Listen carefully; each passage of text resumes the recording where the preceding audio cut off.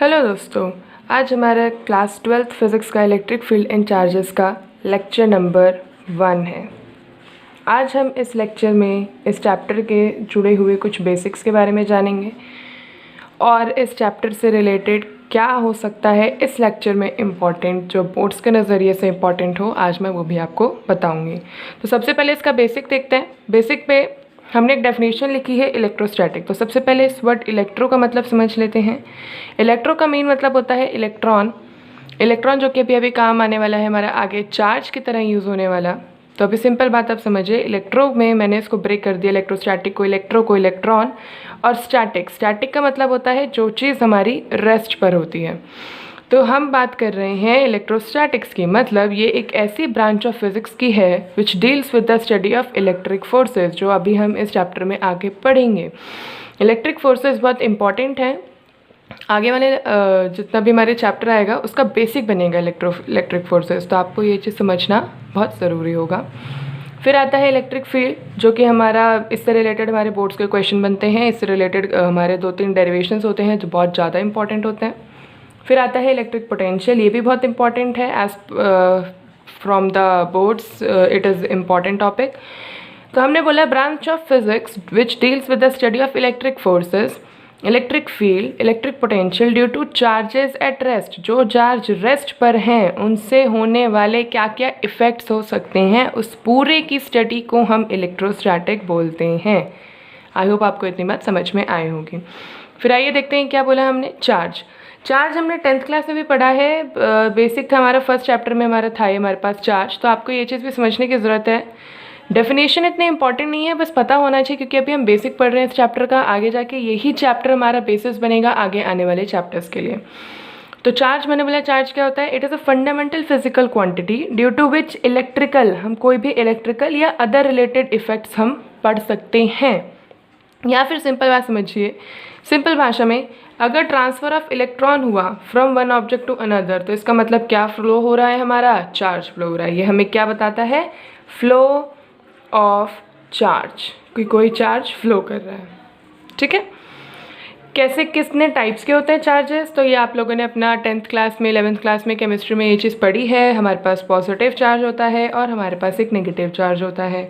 Positive charge आपको पता होगा, जब भी कोई एटम अपने इलेक्ट्रॉन्स को डोनेट करता है, जैसे कि अगर मैं बोलूँ सोडियम का एटॉमिक नंबर क्या होता है 11, इसका इलेक्ट्रॉनिक कॉन्फ़िगरेशन 281।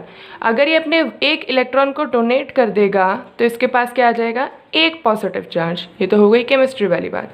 अब अगर हम फिज़िक्स वाली बात करें तो हम बोलते हैं कि जब हम किसी ग्लास की रॉड को, मान लीजिए आपके पास कोई ग्लास की रॉड है, आपने उसको सिल्क के क्लॉथ से अगर रब किया, तो जो ग्लास की रॉड होती है वो अपने इलेक्ट्रॉन्स डोनेट कर देती है और ख़ुद को बना देती है पॉजिटिव, और उसके कंपैरिजन में जो हमारा सिल्क का क्लॉथ हो जाता है वो क्या हो जाता है, नेगेटिव। अब हम क्योंकि चार्ज की बात कर रहे हैं ना, तो चार्ज हम लोग 2 तरीके से पढ़ा। एक तो हमने केमिस्ट्री वाला पढ़ा, अभी जो फिज़िक्स वाला है ना वो थोड़ा सा डिफरेंट है। इसमें हम इलेक्ट्रिसिटी से रिलेटेड बातें करते हैं। तो यहाँ पर हम, जैसे आपने देखा होगा, हम लोग बोलते हैं, जैसे हम कोम्ब यूज़ करते हैं, कोम्ब को जब आप अपने बालों से लेके आएँ, जब कुछ हमारे पास पेपर के टुकड़े हों, जब आप उस कोम्ब को उसके पास लेके आते हैं तो वो कुछ चार्ज हो जाती है, वो उस कोम्ब, वो जो पेपर के टुकड़े होते हैं वो कोम्ब की तरफ अट्रैक्ट होने लग जाती है।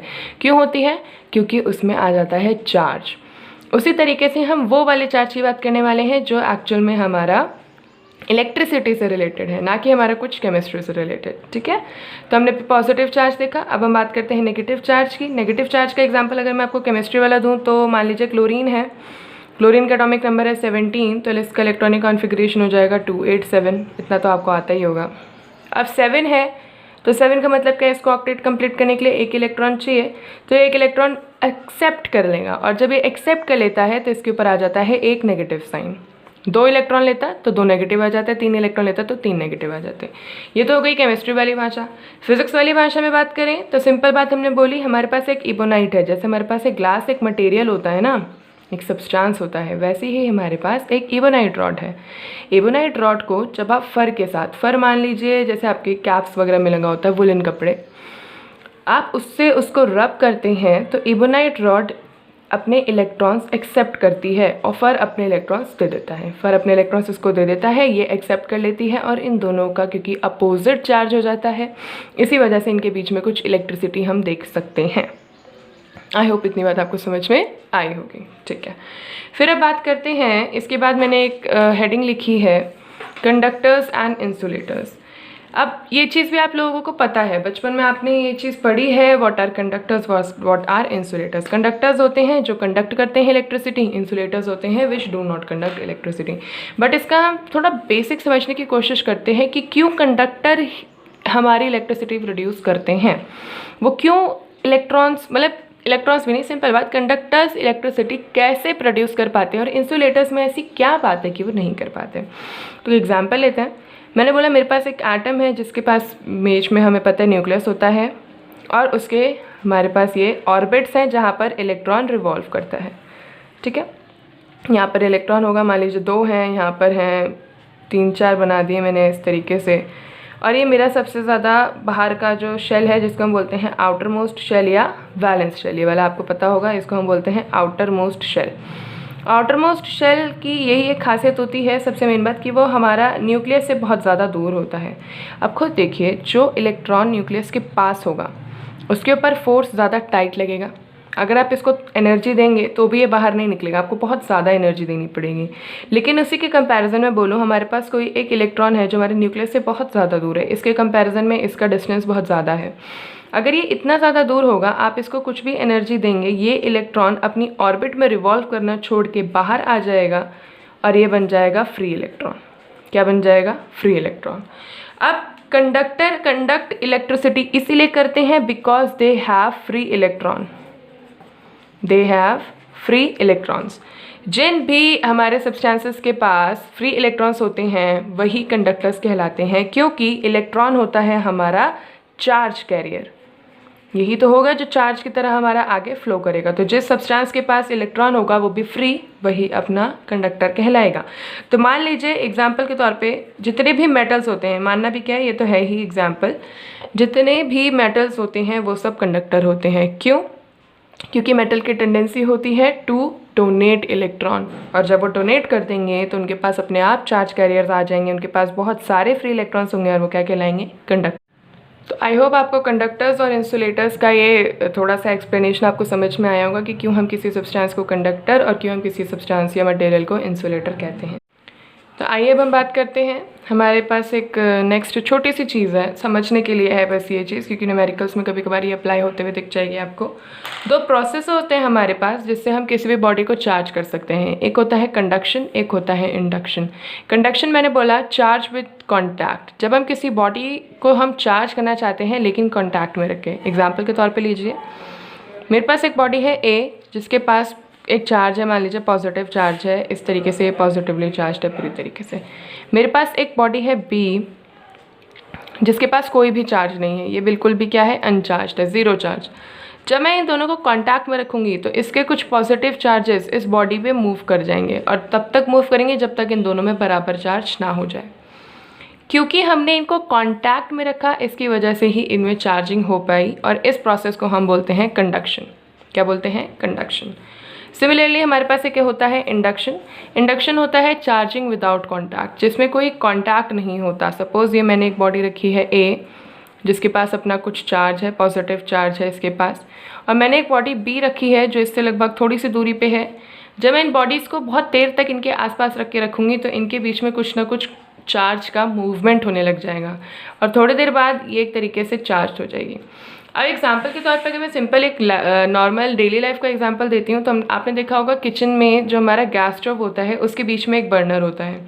जब हम खाना पकाते हैं तो सपोज़ हमने रखी कढ़ाई, कढ़ाई के अंदर हमने एक अपनी करछी रखी है, चम्मच रखा है, तो उस कढ़ाई, क्योंकि कढ़ाई हमारे कांटेक्ट में थी बर्नर के साथ और उस कढ़ाई के साथ हमारा वो चम्मच कांटेक्ट में था, तो हमारा चम्मच भी गर्म हो जाता है। तो ये तो हो गया कंडक्शन, क्योंकि वो दोनों थे कांटेक्ट में। अब हमने देखा है गैस स्टोव के बीच में थोड़ा सा एरिया होता है, कभी कभी वो भी बहुत ज़्यादा गर्म हो जाता है, जबकि एक्चुअल में बर्नर यहाँ चल रहा है बट वो एरिया यहाँ पर है। तो ये क्यों गर्म हुआ? बिकॉज ऑफ इंडक्शन, क्योंकि उसमें कोई कॉन्टैक्ट नहीं था लेकिन बहुत देर से उसके पास हीट फ्लो कर रही थी जिसकी वजह से वो भी गर्म हो गया। सिमिलरली चार्जिंग में भी इसके पास बहुत सारा चार्ज था, इसके पास कोई चार्ज नहीं था, लेकिन क्योंकि दोनों आसपास थे तो कुछ देर बाद इसके थोड़े चार्ज इसके पास चले गए by the process of induction. I hope आपको ये बात समझ आई होगी।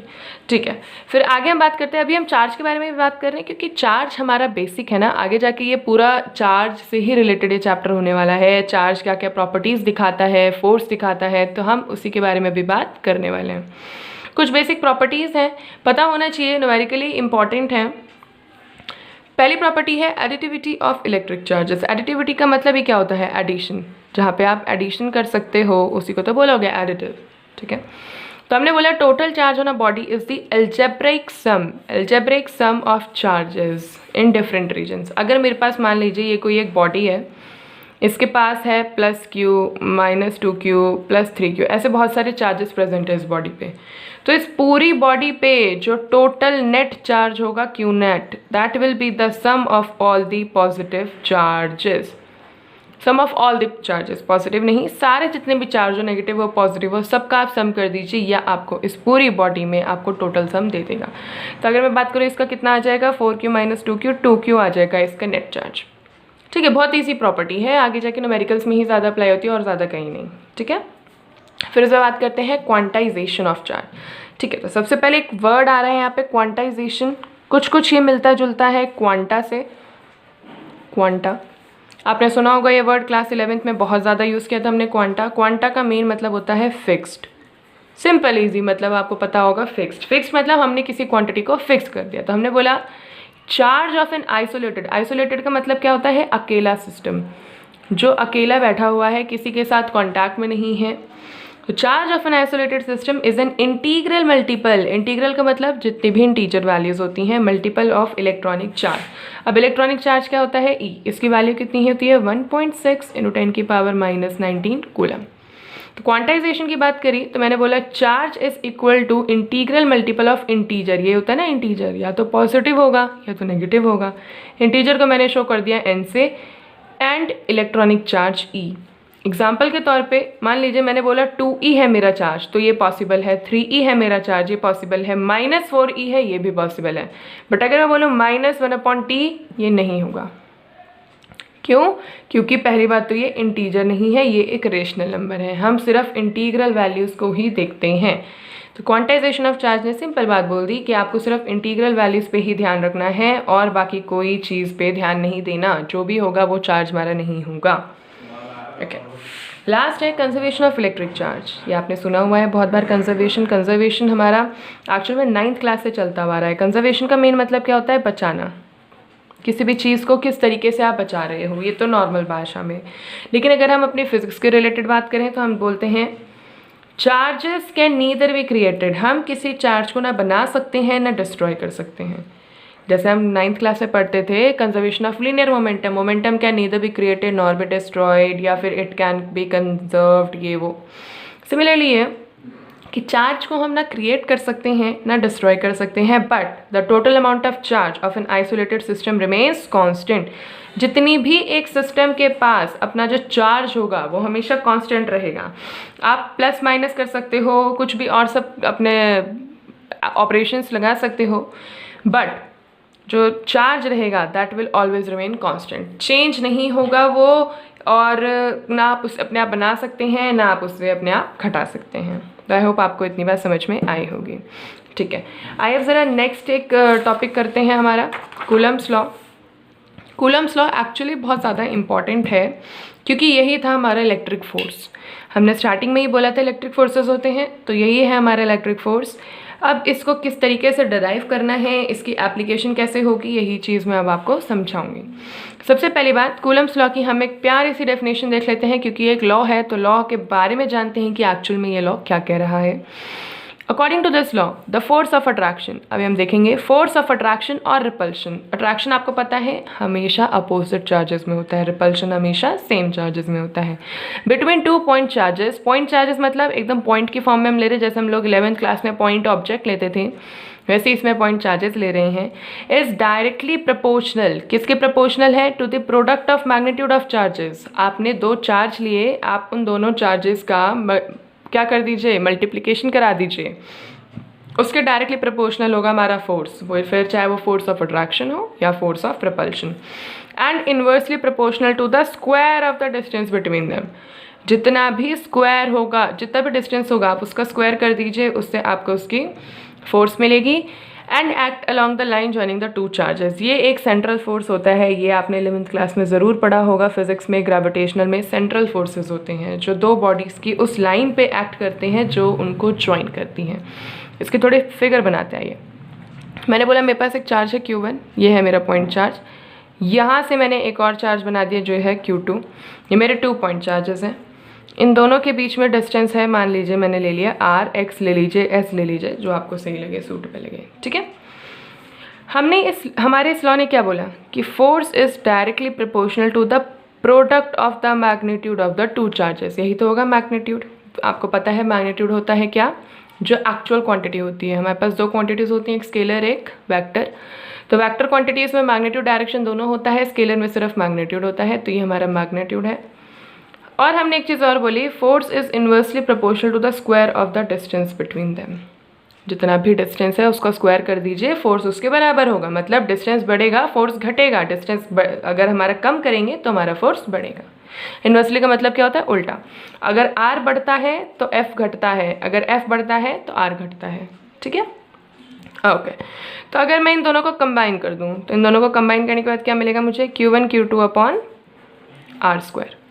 प्रोपोर्शनैलिटी का साइन हटा देते हैं, जब हम प्रोपोर्शनैलिटी का साइन हटा देते हैं तो हमारे पास एक कांस्टेंट आ जाता है, इसको इस तरीके से लिख लीजिए कि Q1 Q2 upon R square.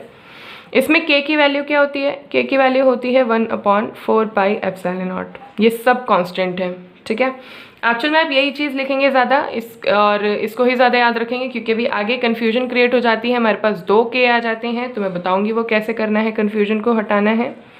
इस K की कुछ वैल्यू होती है, इस K की वैल्यू होती है 9 × 10⁹ newton metre square per coulomb square, 9 × 10⁹ newton metre square per coulomb square. कैसे निकाला हमने, K को यहाँ रख दीजिए, K को अपनी जगह पे फिक्स रखिए, और इसको इधर, फोर्स की unit Newton, R is a distance, distance की ऐसा यूनिट मीटर, और कूलम चार्ज की यूनिट कूलम होती है, कूलम इंटू कूलम स्क्वायर नीचे आ जाएगा, तो आ गया 9 × 10⁹ newton metre square per coulomb square.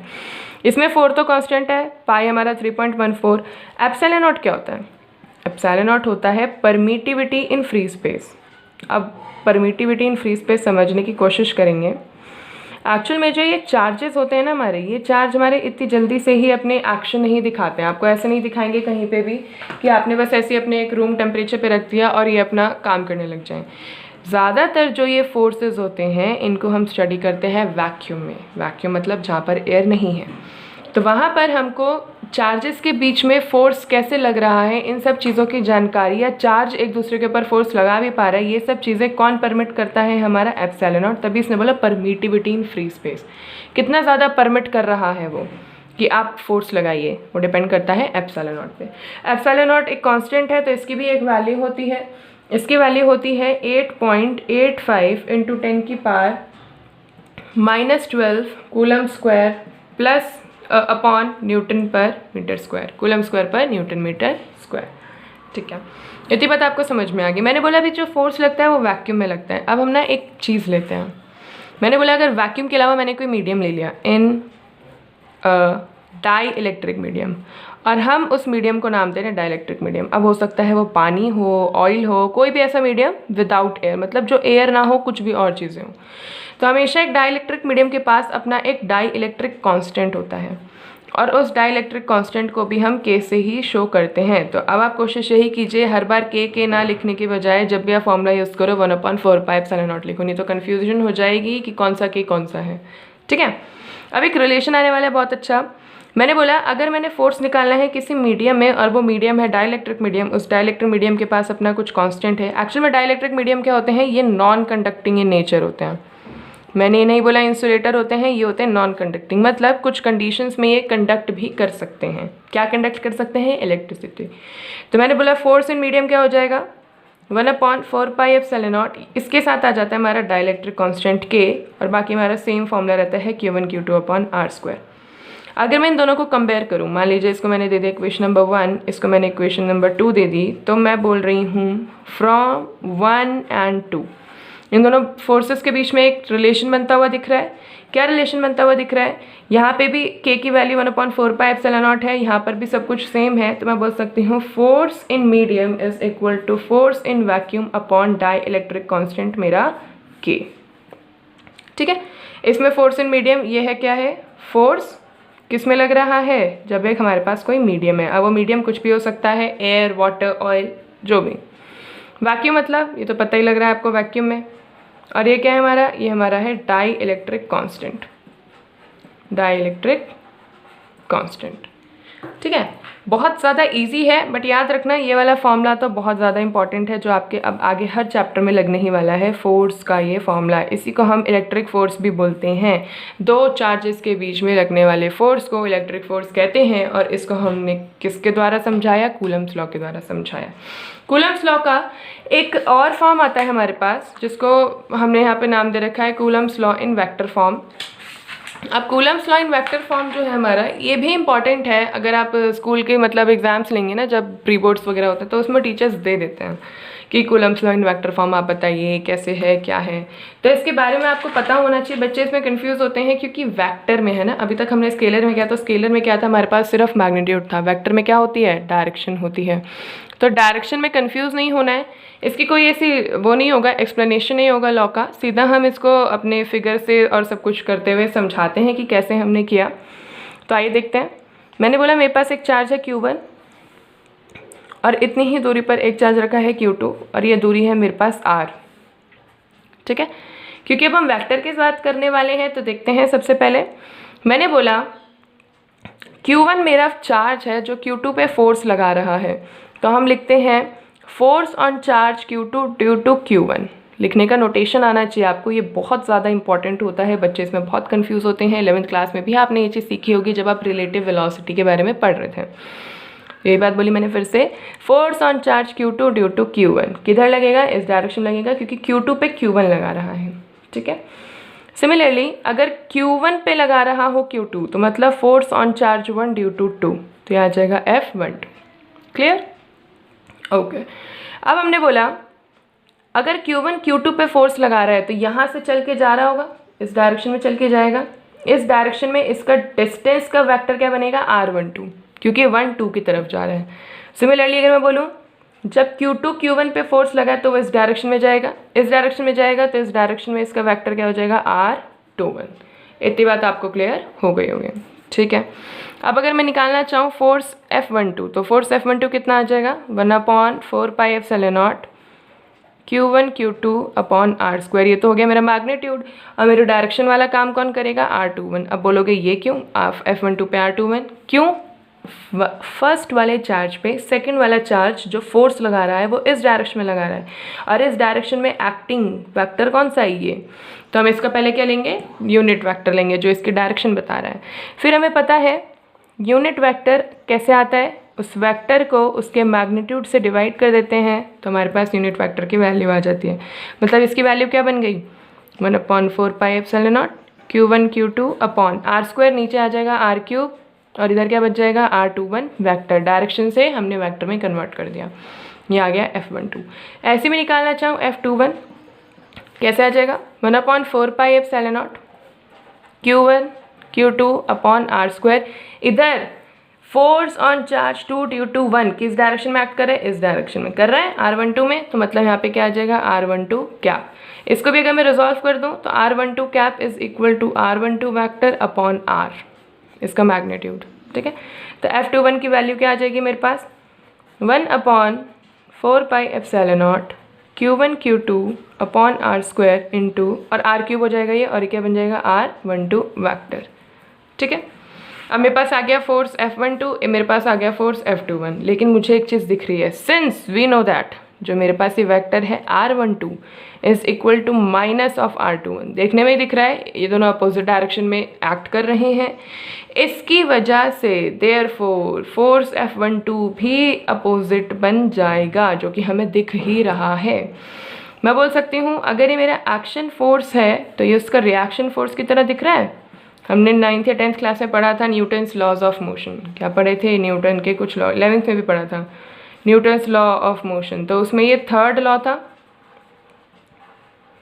Third law क्या कहता है? Every action has an equal and opposite reaction. तो अगर मैं इसको देख रही हूँ, यहाँ पर मेरा एक फोर्स है F12 और उसी के जस्ट इक्वल और अपोजिट मेरे पास एक फोर्स एक्ट कर रहा है F21। वैसे भी देखिए दोनों का मैग्नीट्यूड सेम है। अगर आप देखना चाहेंगे तो जो ये F12 का जो मैग्नीट्यूड है ये इतना पार्ट, और जो F21 का मैग्नीट्यूड है इतना पार्ट, ये दोनों सेम दिख रहे हैं आपको। क्योंकि इनका मैग्नीट्यूड सेम है, सिर्फ डायरेक्शन ही तो अपोजिट है, और हमें पता है ये दोनों डायरेक्शन एक्चुअल में दिख ही रही है अपोजिट है। तो इसका मतलब हमारे कौन से लॉ को फॉलो कर रहे हैं? Newton's third law of motion. ये तुम्हारा Coulomb's law in vector form की, किस तरीके से चार्जेस एक्ट करते हैं, क्या डायरेक्शन होती है जब आप वेक्टर में बात करते हैं। ठीक है, आज के इस लेक्चर का लास्ट टॉपिक हम देख लेते हैं। ये इंपॉर्टेंट है, आपका गॉस लॉ में इसका थोड़ा बेसिक यूज़ होने वाला है, तो आपको इसके बारे में थोड़ा सा नॉलेज होनी चाहिए। हमने बोला कंटिन्यूस चार्ज डिस्ट्रीब्यूशन। चार्ज को आप किसी बॉडी में किस तरीके से डिस्ट्रीब्यूट कर रहे हैं, इससे रिलेटेड हम बात करने वाले हैं। सबसे पहले लीनियर चार्ज डिस्ट्रीब्यूशन। लीनियर का मतलब आपको पता होगा 1D। जैसे हम बोलते हैं ना, इक्वेशन पढ़ते हैं x + y = 3, तो हम बोलते हैं ये लीनियर इक्वेशन है। क्यों? क्योंकि इसकी हाईएस्ट डिग्री कितनी है? 1।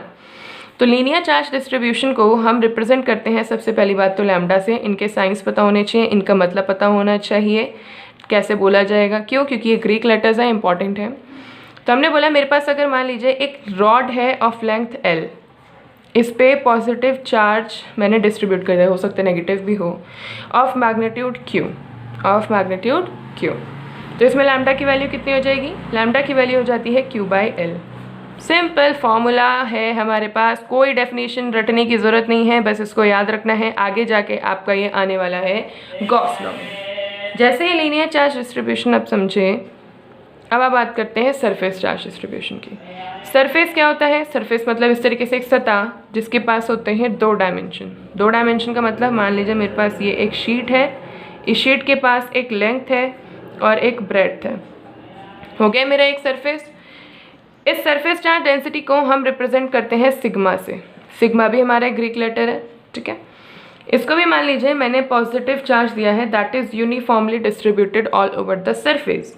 इस सरफेस का अगर मैं एरिया निकालना चाहूँगी तो लेंथ इनटू ब्रेड्थ हो जाएगा। तो सिग्मा की वैल्यू क्या हो जाएगी? अच्छा, चार्ज का मैग्नीट्यूड क्या है? Q। हम Q ही ले रहे हैं, तो लैम्डा की वैल्यू कितनी हो जाएगी? समझ सकते हो आप अब इससे, Q/A। ठीक है। अच्छा, यूनिट बताना भूल गई मैं, यहाँ पर यूनिट क्या बन जाएगी इसकी? लैम्डा की ऊपर है कूलम, नीचे है मीटर, तो it will be coulomb metre. इसकी अगर मैं यूनिट बनाना चाहूँ तो क्या आ जाएगी? लैम्डा = कूलम/मीटर²। क्लियर? ऐसे ही हमारे पास लास्ट चाहिए वॉल्यूम चार्ज डिस्ट्रीब्यूशन। वॉल्यूम आपको पता है एक 3D फिगर होती है। वॉल्यूम अगर मैं बनाना चाहूँ, जैसे मेरे पास ये क्यूब है या क्यूबॉइड मान लीजिए, बन गया क्यूब। इसके पास है लेंथ, इसके पास है कुछ अपनी ब्रेड्थ, इसकी यूनिट हमारी बन जाएगी कूलम/मीटर³। तो आज का लेक्चर यहीं पे एंड होता है। मुझे लगता है आपको लेक्चर समझने में आसानी रही होगी। आज का लेक्चर जो था वो बहुत ज़्यादा सिंपल था, क्योंकि एनसीईआरटी का जो ये अभी स्टार्टिंग है इस चैप्टर की, वो बहुत ज़्यादा बेसिक है, बहुत ज़्यादा सिंपल है। आई होप आपको ये चीज़ समझ में आई होगी। नेक्स्ट लेक्चर मैं इलेक्ट्रिक फील्ड के ऊपर आपको दूंगी, वो बहुत ज़्यादा इंपॉर्टेंट है फॉर द बोर्ड्स। तो अगर आप बोर्ड्स की पूरी अच्छी तैयारी करना चाहते हैं तो उन लेक्चर्स को एक बार ज़रूर देखें। उसके बाद एक बार अपनी एनसीईआरटी बुक को ज़रूर पढ़ें, क्योंकि एनसीईआरटी बुक से हमें ज़्यादा अच्छा आइडिया मिलता है, हम टॉपिक को ज़्यादा अच्छे से समझ पाते हैं, ज़्यादा डीप समझ